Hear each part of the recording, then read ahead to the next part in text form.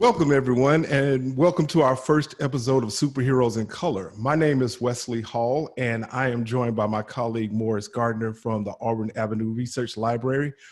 And we are here to bring you our first episode ever of Superheroes in Color, which is a collaboration between comic book fans like me and historians and archivists and different people you'll meet along our journey from the comic book world and from the Auburn Avenue Research Library here in Atlanta, Georgia.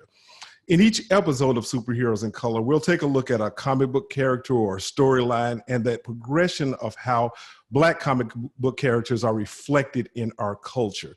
And I'm very excited to start off our episodes with the first look at a character. Actually, we're going to look at a storyline from a 1978 comic from the DC universe, Superman versus Muhammad Ali. A lot of people don't even know that this particular issue exists. So we're very excited to dive down into this issue, to give you a little historical context around the time that this issue was written, give you a little bit of the storyline. We don't want to give too much away because we want you to actually take part and read the comic and dive down into it for yourself. But we're certainly going to take you through some of the high points and some of the historical significance around this comic. So before we get too far, I want to just take a step back and let my colleague introduce himself, say hello, and then we'll get started. Yeah, Wesley, thanks so much for this, man. We really appreciate you and your wife, Chere Hall's donation to the collection. Just a quick description. It dates all the way back to the 1940s.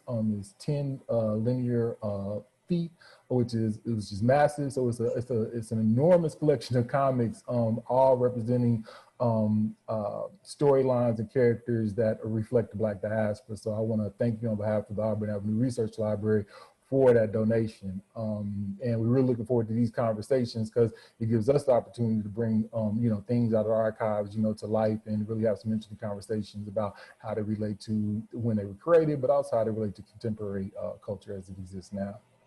Absolutely. Thank you. And I look forward to the time that the library is reopened. Of course, we're going through some trying times now, right? And that all of those issues that are there are available for at least the public to peruse in some way. So we'll get started and jump into it. Again, this book was written it came out in 1978.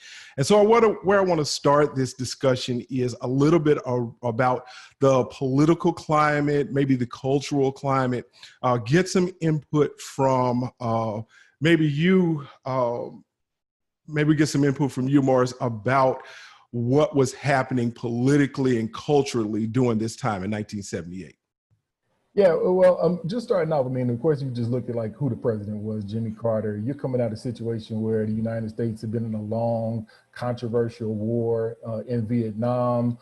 You had a Nixon administration, which was an impeachment, and then you had Gerald Ford, come in after that. And so I think you find the context of this is as a culture and as a country, there was a kind of reconciliation of a lot of things. And I think this comic reflects in terms of Ali, his presence. He's really right at the apex of all of that, right? His refusal to go to Vietnam. He's one of the most known men on the planet. And in 78, there's two fights that are about to happen that happened in 1978. And they both involve Leon Spinks. There's him losing the title to Leon Spinks. And Leon Spinks is a pretty unknown fighter at that time. I think he only had like 7 or 8 professional fights. And then there's the rematch, which in 78, he regains the title and is the first champ to ever, or Black champ to ever retire with the title at that point, and also gained the title three times in his lifetime. And so there's a confluence of things, but also one of the cultural things I thought was interesting too is if you think about in Black culture with Parliament Funkadelic and Lake Slide, and the music culture reflected this kind of space space kind of consciousness and that kind of thing. So there's that element of it in the comic as well. So there's a lot of going on. And I think within the Black community, there's really this kind of elevated sense of George Clinton and that kind of thing that bring this kind of space and futuristic element, into our kind of sphere. Now that's amazing. As many times as I've looked at this comic and gone through the pages of it, I've never made the association to the whole P-Funk and George Clinton tie in there, but you're absolutely right. That's a big part of this comic, and we'll talk about a little bit of the storyline in a second, but that's a very good tie-in. I'll throw in a little bit about the book itself. It is, if I remember correctly, it's about 72 pages or so in this book. One of the really cool things about it, and we'll talk about in a second when we talk about the cover art and that type of thing, but just want to throw in that this is an oversized book. The original publication of this was an oversized comic, which really lended itself to the artwork and to the different, artful elements that are in this book. And I highly encourage anybody that hasn't seen this book, come to the Auburn Avenue Research Library website. If you come there now, you'll see a scan of the cover of this book. It's really a fascinating piece of artwork in itself.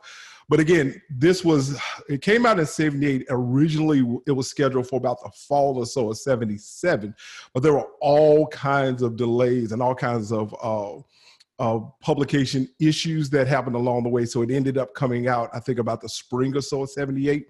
But it is, again, an amazing story, and it really reflects, like my colleague was saying, a lot of what was going on in that time.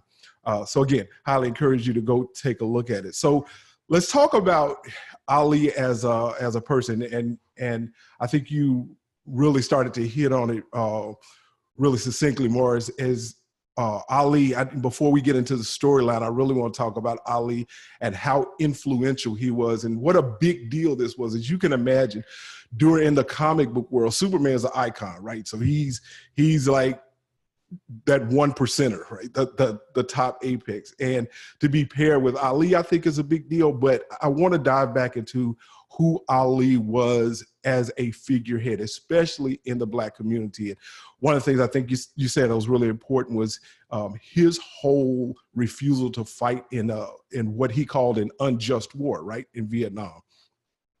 And how coming out of that, and on the heels of that, coming out of the war, how we'll just talk about for a second how Ali was looked at by, especially in the Black community. And one of the things that's really interesting about this book is, this has to have cross-cultural appeal, right? This is not written just for the Black community, but of course it was written for, all, let's say, America as well. So I think it's real significant. I just want to dive down again into Ali as a person, but also how his appeal across the board was kind of changed in that time. What do you think, Marth?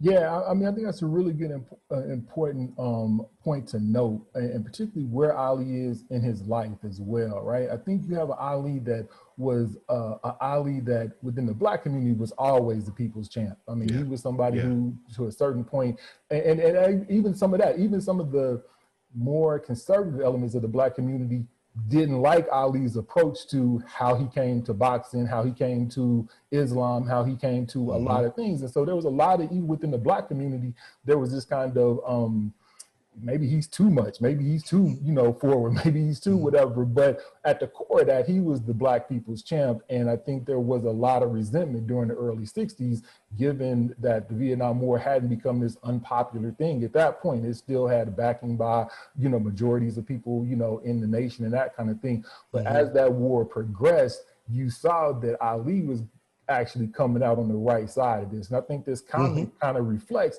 America's reckoning with that fact that, Ali, his stance, his approach to the war, all the demonstrations through the late 70s, late 60s, early 70s, all kind of hit this inflection point that Ali was right at the center of. And what I think you see is this kind of reckoning of Ali realizing that his legacy is elevated into this kind of global status. Where you start to see him go through this kind of Malcolm X kind of transformation, where he's beyond just this element of just this national kind of figure, to where he's elevated out of sports, he's elevated out of, what the constraints of like what a global Black, icon he would become. And I think all that is becoming real for him and his camp and that kind of thing. And so I think the comic was a tool to actually start to elevate that conversation and put him in that kind of pantheon of this mythical Superman image.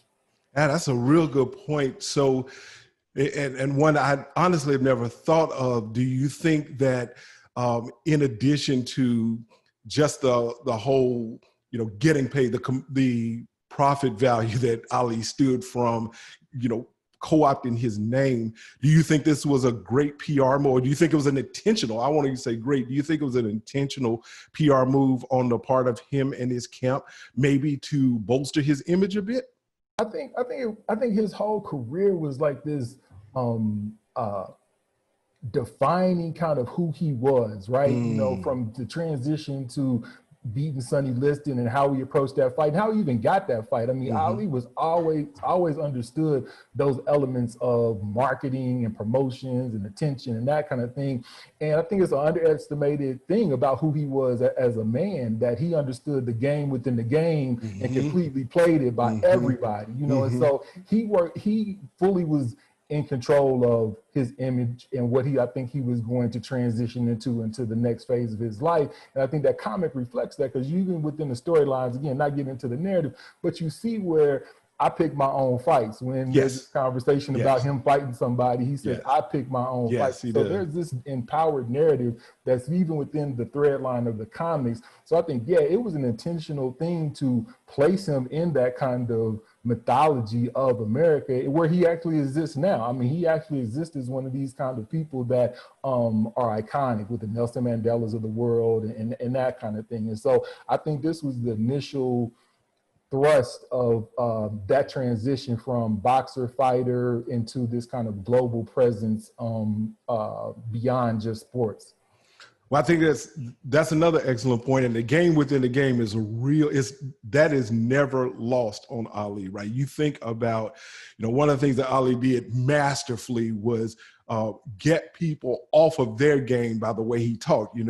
He'd often talk about in fights where he would lean into people and, tell them, man, that ain't even hurting me. You ain't touching me with that. And you really get into your head. But what's interesting is in the actual storyline of the book, they reference, or they let Ali play out that same narrative where, and we'll talk about some of the characters here in a second, but one of the things that Ali did was the alien that he was supposed to fight, or that was kind of the bad guy in this whole situation, the protagonist in this whole situation. When the guy was talking, Ali leaned back on the wall, and there's a great drawing of him leaning back on the wall saying, this whole thing is boring, yawning and getting really even the alien that's in the story off his game. So I think the importance of the way Ali used that game within the game, as you referred to it brilliantly, the way he used that masterfully was a big part of who Ali was.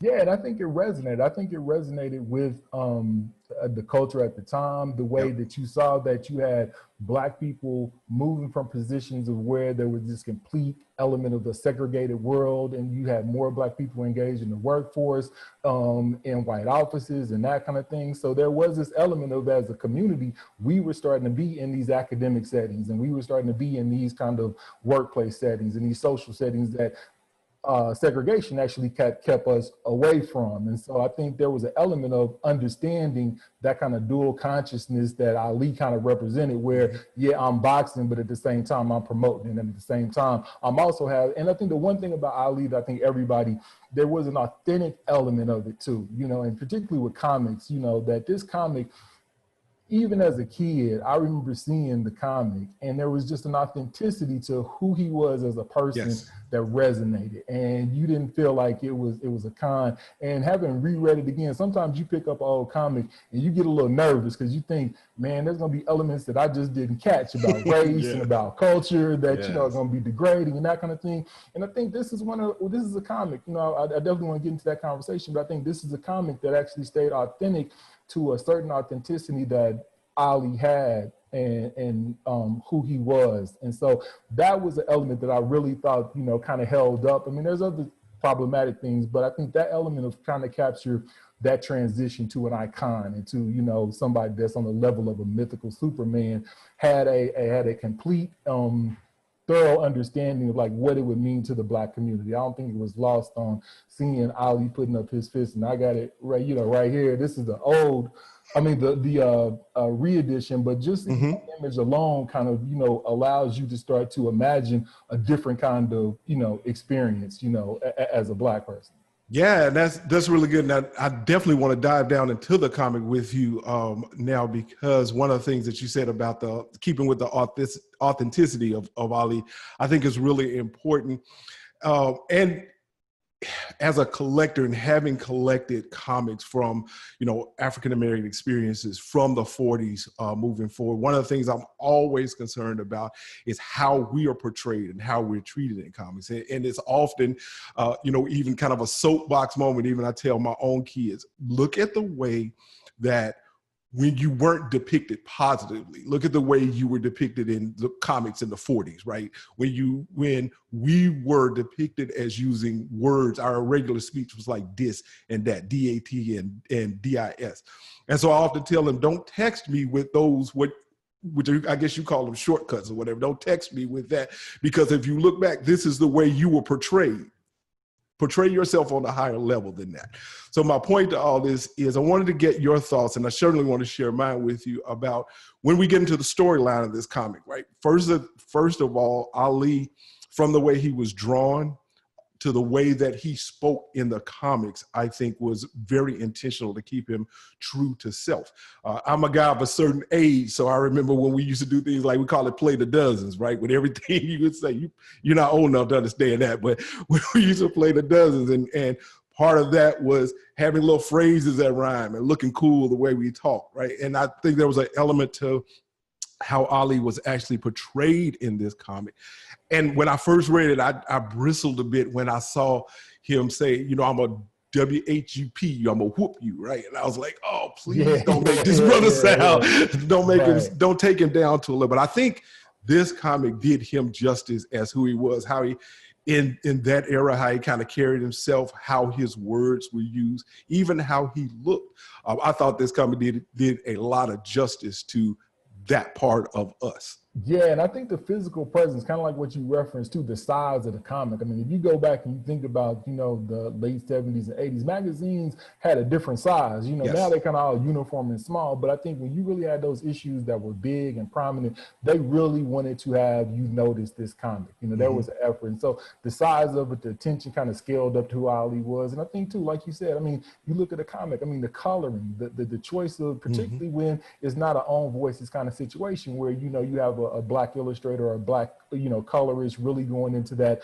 understanding of whatever, you always run the risk of that happening. And I think we were fortunate in this case, it didn't. I think, you know, tones of his skin, the aesthetic that Ali carried, you know, those kind of things really came through in a strong way, you know. And so I agree with you. I agree in terms of those elements of the comic, you know, they really did kind of capture an essence of, you know, who Ali was. And what was I think why it resonated quickly with Black people, with what Ali did as an athlete, was what was happening on the playgrounds in every community. That kind of talk, that kind of, you know, back and forth, that kind of dialogue was what was happening. You know, when you play basketball on the court, you had that kind of back and forth with your friends and that kind of thing. And he just elevated it to a national scale because of who he was, you know, as a professional boxer. But he was the forerunner to a lot of that mixture of what Colin Kaepernick and absolutely, in terms of being activists, there was a seriousness to who he was as well that never got lost. It never got, you know, compromised on that kind of scale. And two things, that's a very important point to kind of bring out, that very few people can transcend that, right? Very few people can have this persona and then not let a message they want to put out get lost in that persona, right? Kaepernick is a perfect example. There's a branding about Kaepernick, right? The way he looks and the phrases that we associate with him, but that doesn't get lost in the message that he's trying to put forward. And I think that's a great point about Ali. But another thing you said that kind of takes us into the actual storyline is where Ali, and let's just take it to this comic. When the comic opens up, Clark Kent and Lois Lane, Clark Kent is, of course, Superman's normal person persona. He and Lois Lane are, for some reason, walking through, the ghetto of Metropolis where Ali is playing basketball with some neighborhood kids. And even, like I said, I don't know what it is about reading comics that have storylines with us in them, but it always a little bit puts me on my guard, like I said before. And as I read, I'm like, why do they have to put him in a ghetto setting? Why do they make, if you read the way the comic starts out, there's a real intentional part of saying he's in a ghetto area that Clark Kent and Lois Lane are walking through. And I think it even says something along the lines of they stuck out like sore thumbs because they were in this ghetto area, right? I think, that's an important point, because I think it really does reflect, going back to that, when you look at the comic, though, the actual construction of the narrative and the story, you don't have a Black illustrator and a Black storyline person that's actually crafting that narrative. And so that's what you get. You get a fall into those tropes. That even with best efforts to avoid those kind of things, without that clarity as to understanding the Black community, that trope is always there. It's always that undercurrent. And I think that reflects exactly what you're talking about, that kind of opening scene. Yes. And that's why I heard Spike Lee talk about a little while ago, why it's so important to have representation. And this is another one, because you those tropes that you just mentioned, you have the tendency, when you can only see the world from one perspective, you have a tendency to fall. And we've seen that countless times throughout marketing and throughout the things that other large companies have done, trips and mistakes that they've made because they only see things from one angle, right? And I don't want to mention any companies by name, but you've seen marketing ads that have crossed that line from people that might have had the best intentions, but because they didn't have any representation at the table, they didn't have somebody tell them, hey, that's not going to work in our community. One of the things that really quickly that I want to bring out is you guys may look back around a little bit after, I think it was maybe late 80s or so, there was a Barbie doll that came out. It was called an Oreo Barbie, right? She was a Black Barbie that was rebranded by the Oreo Cookie Company. And that just did not fly because at that time especially was a derogatory term. Nobody was at the table to make that association for them, right? And I think that reflects, that's why you still have those kind of things, is this, because again, there's these big tables where these things are created at, right? There's an element like this. There's an illustrator and there's a colorist and there's people, but there's a larger conversation. And I think one of the elements that actually helped this comic to a certain extent is if you go into the afterward in this comic, it talks about Ali's contribution to it. That's where I want to get. That's where they found a little bit of a voice that was coming directly from the Black community. But as a comic lover, and I know as a collector, yourself, how long have we been reading Superman narratives before we saw any Black characters? And we're talking about within our lifetime. I remember, when there was a Black person on TV, everybody came around the TV. Everybody, right? Yes. So when there was a Black character on the cover of the comic, you were interested just in that alone. So I do like the fact that you brought up that opening sequence, because that was a problematic positioning, that it could only exist in this kind of ghettoized kind of nowhere. That's exactly right. That's like kind of narratives. That's a really good point. Yeah, so getting into the comic a little bit, like I say, we want to encourage you to, there's several sources, you can find this online, or even if you are fortunate enough to get one of the reissues of this comic, we certainly encourage you to do that. So we don't want to go through every line of the comic, and give away a lot of what there is in there, but I do want to bring out some of the points of the comic and just kind of give you a high level overview of what this is all about, because a lot of people probably are looking at this and wondering, why is Ali fighting Superman? Why is this match happening in the first place? So I'll give a little bit, and then definitely you jump in and help me tell this story a little bit, not to give too much away, but what basically happens is an alien, I think his name is Ratlar, if I remember, and I'm pronouncing this correctly. He's from a group of aliens called the Scrub, and I think it was Scrub spelled with 2 B's. He comes to Earth, and basically put it in a nutshell, he challenges, he says somebody from Earth has to fight one of our greatest fighters, right? So this whole deal, and what it comes down to is there's some really cool things that happen with Superman and Ali deciding which one of them are going to fight this the super guy from this alien race to begin with, right? And they go through some back and forth about who's going to win, some really cool dialogue about who is going to fight. But it basically starts out around the premise that, you know, these guys have to fight this alien from the species of scrub.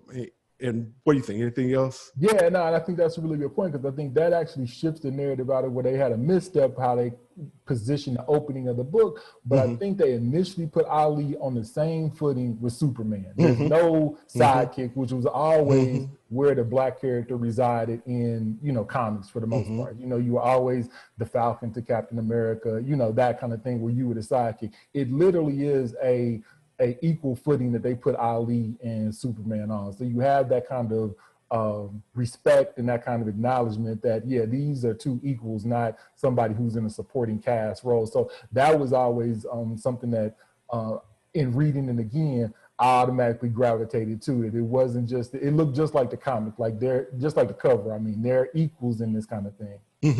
That's a very good point. And so in the story, basically, let's call it an elimination fight, right? Superman has to fight Ali to see who's going to go on to fight this alien.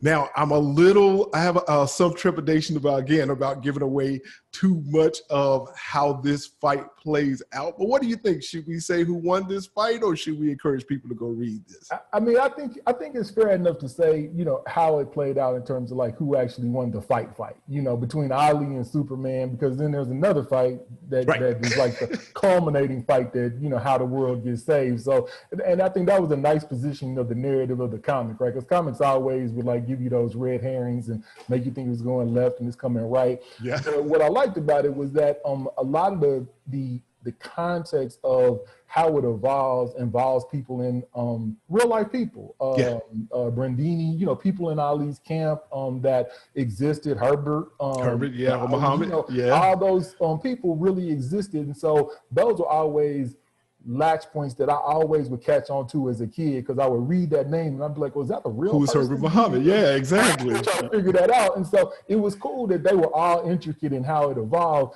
But in terms of what I liked about it too, is that they brought in the Superman mythology, where they placed the fight to where he has to be the equal, because it becomes a fight of, well, I like when Ali tells Superman, "You're not from Earth, though. So how you in Earth?" You know, so exactly. You know, the people's, you know, the Earth's champ. You know, so I really like the element. And so when they came out and actually crafted the narrative where Superman has to be closer to the red sun, that equal, you know, makes it so it's a equal thing. I really like that. I really like the fact that they kind of evened it up to, you know, it was just man on man, you know, kind of like in the Black Panther when you had to take that drink before you could be. That's right. He got challenged. Yeah, the same kind of element where you took away the Black Panther aspect of it, and it was just kind of a man on man, you know, kind of fight. Yeah, a couple of really interesting things that happened along those points that you made. I think Superman even told Ali when he said, "You're not from Earth," he said, "I'm a naturalized citizen."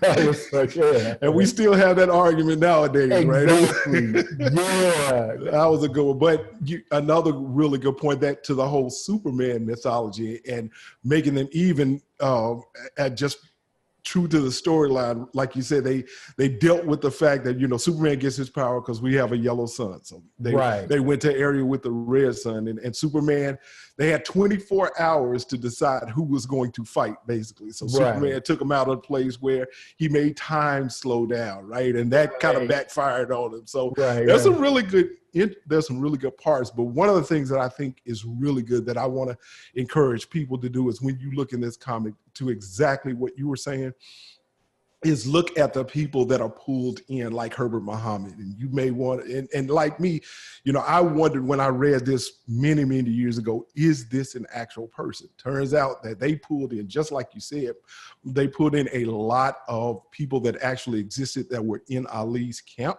I think it gave more of a depth to that character. It brought some reality to that character, but it also gave me an opportunity to learn more. I learned more about the nation at that time, Nation of Islam, Right. just by researching the characters and seeing what those real people that they pulled into these comics turned out that they were. So there's a lot of depth to this comic that is more than just kind of what meets the eye. And that kind of brings me to one of the most interesting parts about this comic. Well, let me take a step back before we go. So Superman and Ali had to fight elimination. Like you said, one of them won out that went on to, was supposed to fight the alien. Now, I'm a little nervous about a spoiler alert here, right? I'm saying go for it, man. I'm saying... Because right, I need Superman. It's like that's right. That's right. It's been 30 years, 40 years, so you don't know Ali beat Superman. That's right. Ali won that fight and went on to fight. And it's got this beautiful sequence of the fight and how it goes down, and Ali actually beats then defends Superman. Once he beats him, that's right. Absolutely. After him, and he's like, you know, keep your hands off of him, and then they escort him back. But we won't give the climax, but we definitely gonna let folks know. So that's a very good point. So Ali goes on, he wins the elimination match, right?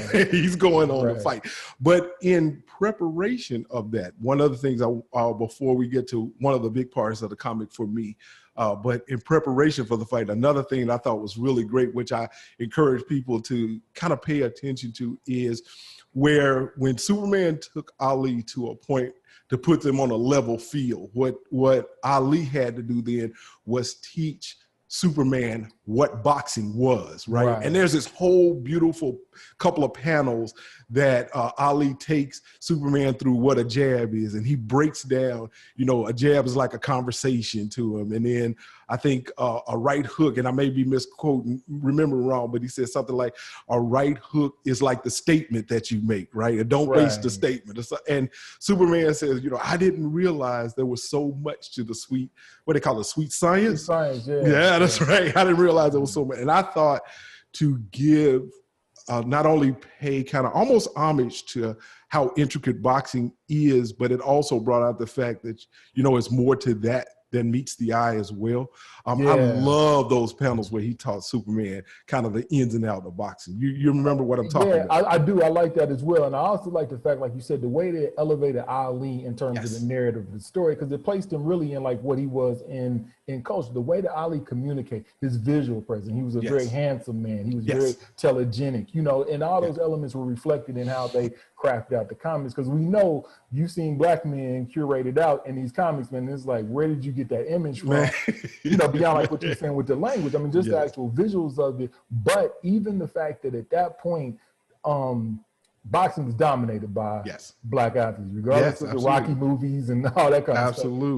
Boxing was dominated by black athletes. And anytime, you know, the black presence tends to dominate something, whether it's tennis or something like that, you start to get this weird pushback, you know, from the white community in terms of, well, they're more apt to be, you know, physically superior, that kind of thing. The intellect is always lost. It's always, you know, they always put that to the side. And I think that element of the comic reflected that Ali understood his game. He was a practitioner of this craft, and he had elevated it to, you know, like you said, what they call that sweet science, that it wasn't this kind of brawling kind of thing. And I really thought that was really nice that they added that element. And it also gave you an insight to like Superman, which I always wondered about. If you're invulnerable to everything and you actually don't understand how the world really works. So to have Ali articulate, you know, let me tell you how a physical confrontation works when you know, can get hurt, or you can. Recover. It was a really nice point to reverse that and have Superman learning from Ali. And again, I think it reflects the reverence that he had, you know, amongst the people who were crafting out this comic.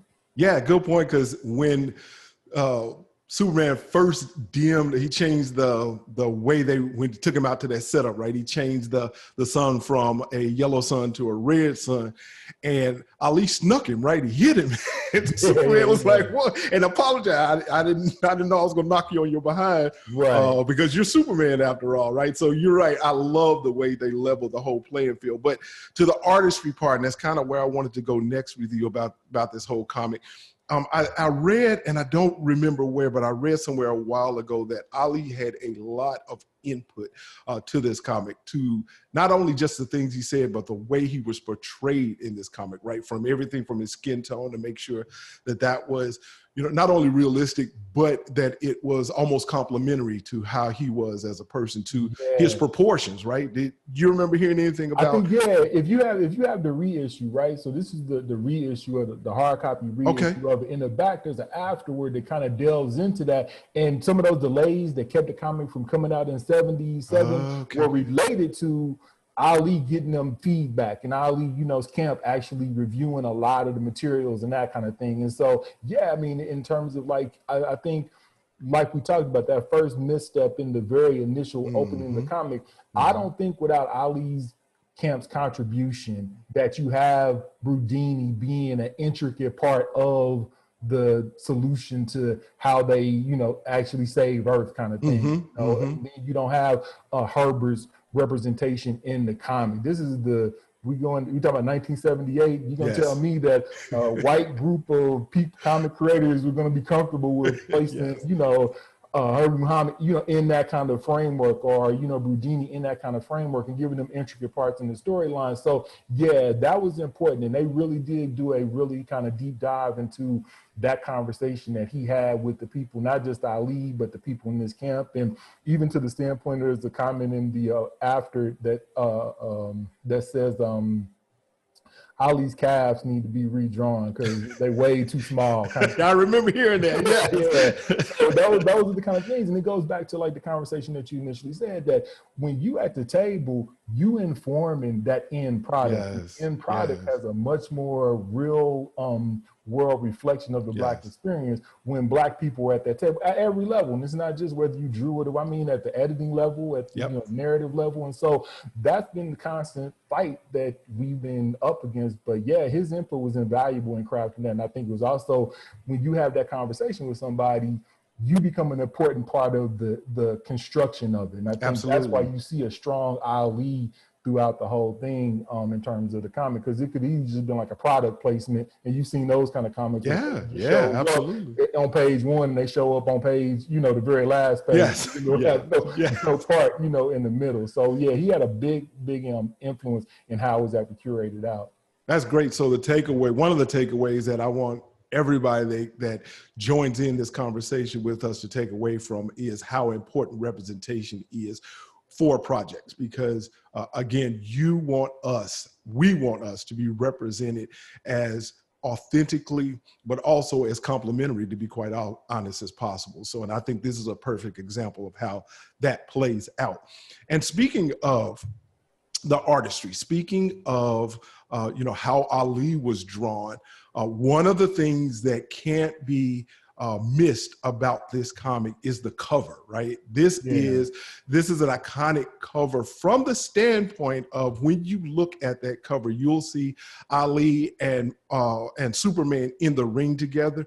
But if you look out in the crowd, those are actual people that are in the crowd. So this comic is drawn up of a boxing match with a bunch of notable celebrities from that time, drawn almost to perfection as far as the way that those people were represented, right? If you look in, there are President Ford is in the audience, and the Jackson 5 are in the audience, right? And drawn. And there's also a legend that came along on the inside, and I would be interested to know if this exists in the reprint that you have, or the reissue that you have. Is that legend on the inside where you can see who the people are? It is, and I was at Christopher Reeves. That film came out in '78. The first Superman that Christopher Reeves was Superman. He's actually drawn into the audience. And I think what that captures too is something that kind of disappeared in American culture, where a heavyweight fight was an enormous global event. Oh my word. You know, I mean, Yes. it's hard to like articulate how big of an event Yes. these things actually were, Yes. you know, and like, you know, Don King had established that kind of global kind of thing when he took Ali and George Foreman to Zaire in the Rumble in the Jungle. You know, that elevated it to this kind of global scale, but it also elevated, you know, Black culture on a certain level. And so these fights really, you would see Jesse Jackson, you would see you know, prominent Black people in the community at these fights, because it was a kind of culminating thing where everybody went to these things, you know, from Louis Fair, I mean, just everybody. So in that thing, they really did capture that. There's a lot of people in there. Like you said, the Jackson Five, I'm trying to think of some other notable names from the Black community that showed up. I love that. That's all. It kind of puts me in mind of, if you've ever heard the Terracotta Soldiers, right? Where the artist at that time took time to make everybody individual. Yeah. You know, it could have been real easy to repeat a swath of people and just make that crowd kind of generic, but that's a lot of work into drawing people specifically for that time. And that captures, unlike I think almost any other cover does, that captures the moment in time of who the notable celebrities were in that time, right? And what's crazy, like how comics can do, they mix it in with like alien life and all that kind of stuff. It's totally mixed in with everything else. Literally everybody came to this match, right? Exactly, yeah. So that's one of the things, I mean, as reading comics, those would be the kind of like Easter eggs that you would just like go through as a kid and really be like, oh, who is that? And that would like make you think, well, actually, who is that in the real world kind of thing, going back to that narrative. But yeah, the cover is like insane. And I mean, I think the narrative of them being in the ring together, them having this, and within the commentary of the fight, Jimmy Olsen and I think Lois Lane, somehow they get to the fight and he's the announcer. But within the narrative of the actual fight, you see Ali's fighting style. There's a mention of the rope-a-dope. There's You know, so it's really authentic to, you know, his you know, fighting style and all that kind of stuff.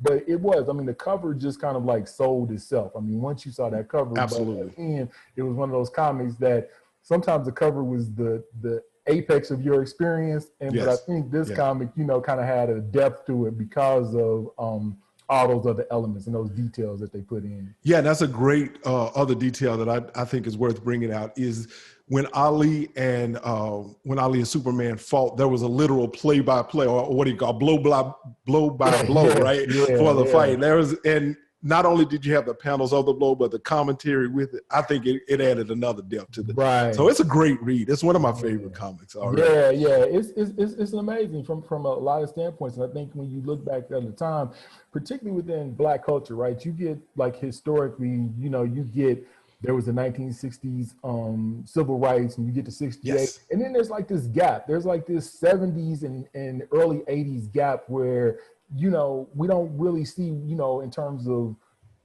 the historical record, what was happening in the community, what people were engaged in. And I think this comic was one of those things that was a touchstone from the standpoint of you still didn't have, if you look at like what was popular on TV, I mean, you're talking about like Three's Company. You didn't have that kind of representation where you saw Black life played out in a lot of different spaces in 78, you know. And so when you saw the Jackson Fives, they had that show, it was kind of show that everybody kind of sat around and looked at, you know, that kind of thing. And so this comic kind of reflected that same sentiment. When you had that comic, and it's one of those comics too that even like my parents, you know, they let me engage in comics, but when they saw that there was a influence like that, it was extra special to make sure you got that comic. You know, it was a game changer, right? Exactly. So I think there's elements of it that really are strong. Johnny Carson's in there, you know, and that kind of thing. So it really does touch like on like real life and stuff people were experiencing. And I hope when we have these conversations, we expand it out, because I really would be interested to see what other cultures who might have read this comic, you know, that's a great thought point. about it, you know, what kind of touchstones, if they had touchstones on it. But from a standpoint of the Black community, I think, you know, the curation of it, given Ali's input and given that Ali was understanding that transition to kind of this global marketed